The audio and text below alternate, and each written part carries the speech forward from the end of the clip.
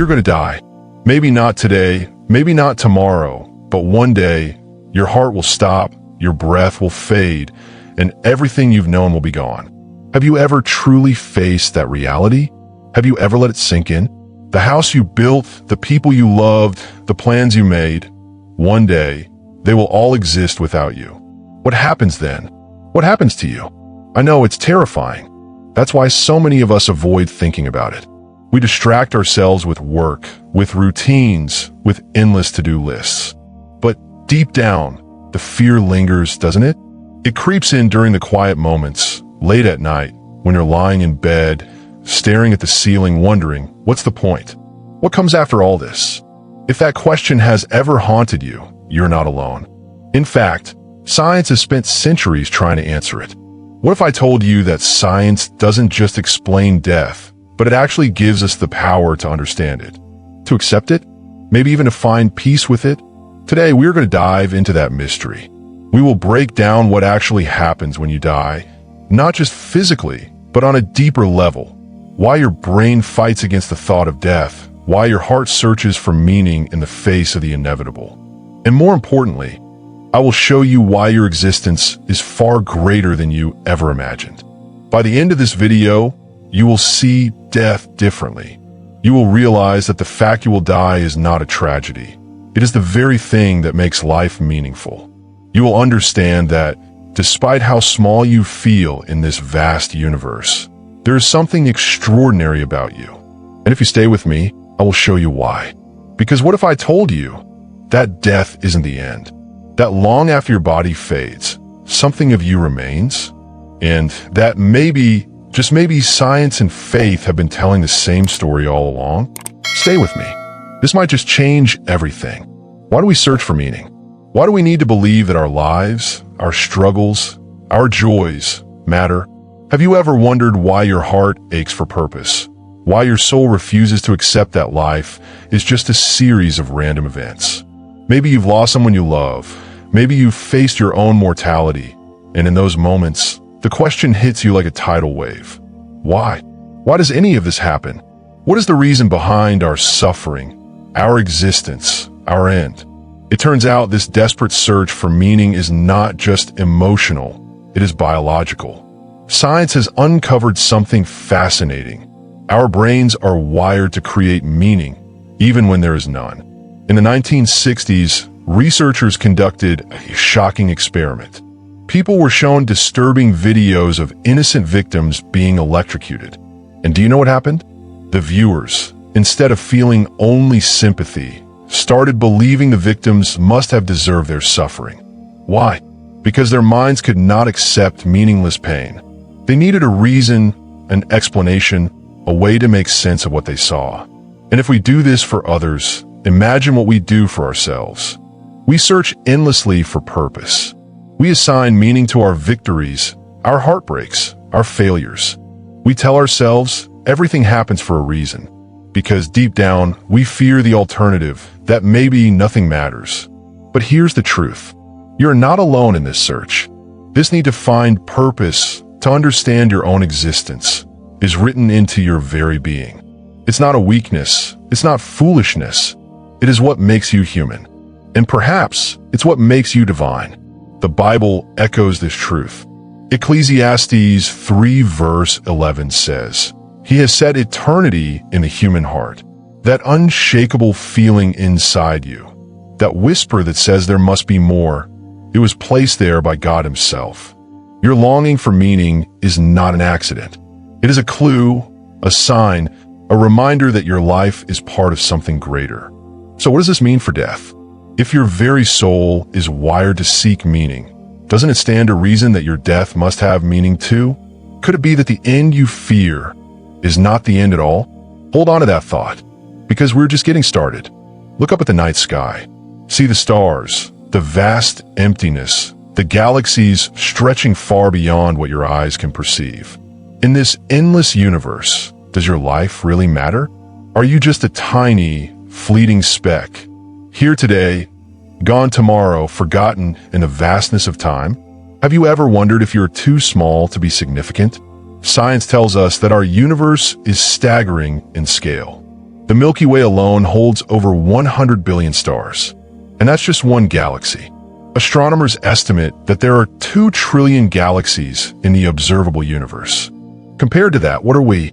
A single person on a single planet, orbiting a single star in an ocean of infinite space. It's enough to make you feel invisible. But before you let that thought consume you, consider this. What if the very thing that makes you feel insignificant is the proof that you are extraordinary?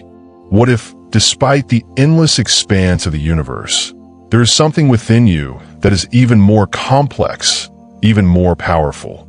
Take your hands, place them together. That's roughly the size of your brain. An organ weighing just 3 pounds, yet inside it there are 86 billion neurons, each forming connections, each processing thoughts, each making you you. Think about this. Your brain contains more cells than there are stars in the Milky Way. And those neurons don't just fire randomly. They allow you to love, to dream, to create. They allow you to ask the very question we started with. Does my life matter? The answer is simple. Yes. You are not just a collection of atoms. You are not just an accident of physics. You are a creation of infinite complexity designed with purpose. Science proves it, but faith declares it. Psalm 139 verse 14 says, I praise you because I am fearfully and wonderfully made. You were crafted, not by chance, but by a creator who knew you before you were even formed. So tell me, can something this miraculous, this intricate be meaningless? Can something more vast than the stars simply disappear? Or is it possible that you were made for something beyond this life? What happens when you die? Not in some distant, abstract way, not as a philosophical idea, but physically, scientifically. What actually happens to you? Your heart stops. Your lungs collapse. Your brain, once filled with thoughts, memories, and love, falls silent. Every process that kept you alive, every beat, every breath, every spark of energy ceases. And then what? Is that it? Does everything you are simply vanish, as if you never existed? Let's break it down. Your body runs on energy. That energy comes from ADP, a molecule your cells generate every second. Without it, nothing in your body functions. No movement, no thoughts, no life. And when death arrives, ADP production halts. Slowly, cell by cell, you begin to break down. Within hours, the body you once called home starts to disassemble, returning to the dust from which it came. This is science. Cold, precise, unforgiving. But before you let fear take hold, listen to this. Energy cannot be destroyed. The molecules that made you, the atoms that held you together, will not disappear. They will remain, forever part of the world you leave behind. And yet, that doesn't feel like enough, does it? You're not just molecules. You're not just chemical reactions. You are a soul. And that is where science reaches its limits. Because while physics can explain the decay of the body, it cannot explain the existence of you. The Bible tells us something different. Ecclesiastes 12 verse 7 says, "The dust returns to the ground it came from, and the spirit returns to God who gave it." Your body may fade, but your soul does not. The essence of who you are, the consciousness that made you you, is not bound by biology. So what does this mean? It means death is not the end. It means when your heart beats its last, you are not lost. You are going home. Science shows us that life is temporary, but faith reminds us that eternity is real. So, I'll ask you again, what happens when you die? Is it just decay? Just atoms shifting in the grand design of the universe? Or is it something more? Something divine? The science can describe a universe, but it cannot tell you why it exists. It can trace your ancestry, but it cannot tell you why you were born. It can study the electrical impulses in your brain, but it cannot explain why you feel joy, why you ache for meaning, why your soul longs for eternity. So where does that leave us? If science gives us facts, but not purpose, then who decides what truly matters? Let's look at this through a simple truth. Scientists agree on two things. 1, the universe is expanding. 2, Humans and chimpanzees share a common ancestor. These are statements backed by evidence, by data, by observation. But what about this? 3. We should live happier, more meaningful lives. Where does that come from? Not from science. Because science does not deal in should. It does not tell you how to live. It does not tell you what is right, what is wrong, what is worth fighting for. Science can measure, predict, observe, but it cannot give you purpose. And yet, you feel that purpose. You know, deep down, that your life is more than random chance. That your choices matter. That your heart was not built just to beat. It was built to love, to hope, to believe. The Bible answers what science cannot. Jeremiah 29 verse 11 says, "For I know the plans I have for you, declares the Lord, plans to prosper you and not to harm you, plans to give you hope and a future." Do you hear that? You were meant for something. You were created with purpose. And that purpose does not end when your body fades. So I ask you, if science cannot explain the deepest parts of your soul, then is it possible that something greater can? Could it be that the longing you feel, the questions you ask, are not signs of confusion, but signs of calling? We spend our lives chasing permanence, building homes, creating legacies, capturing moments in photographs, hoping that somehow we can hold on. But the truth is, time moves forward without mercy. The world does not stop for grief. It does not pause for loss. It does not keep track of the names that once filled its cities, its churches, its homes. So what happens when you're no longer here? When your voice fades? When your presence becomes a distant memory? Science tells us that eventually everything fades. Civilizations rise and fall. Cities crumble. Even the stars themselves will burn out, swallowed by the expanding universe. If that is all there is, then what hope do we have? If even the brightest lights go out, what does that mean for you? But before you let despair take root, listen to this. Because what if I told you that you're not meant to be remembered only by people? That your story, your soul, your existence is not dependent on whether the world keeps your name written in its books? Because God remembers. Isaiah 49 verse 16 says, "See, I have engraved you on the palms of my hands." Think about that. You are not just a fleeting moment. You are not just dust in the wind. You are written into eternity itself, held in the hands of the Creator of the universe. So even if the world forgets, God does not. Even if your name is erased from history, it is never erased from heaven. Even if no one speaks of you generations from now, you are spoken for in the kingdom of God. And that changes everything. Because it means that your life, your choices, your love, your faith matters beyond time itself. You're not just a name that will one day fade. You are a soul designed for eternity. So I ask you, if God remembers you forever, why should you fear being forgotten?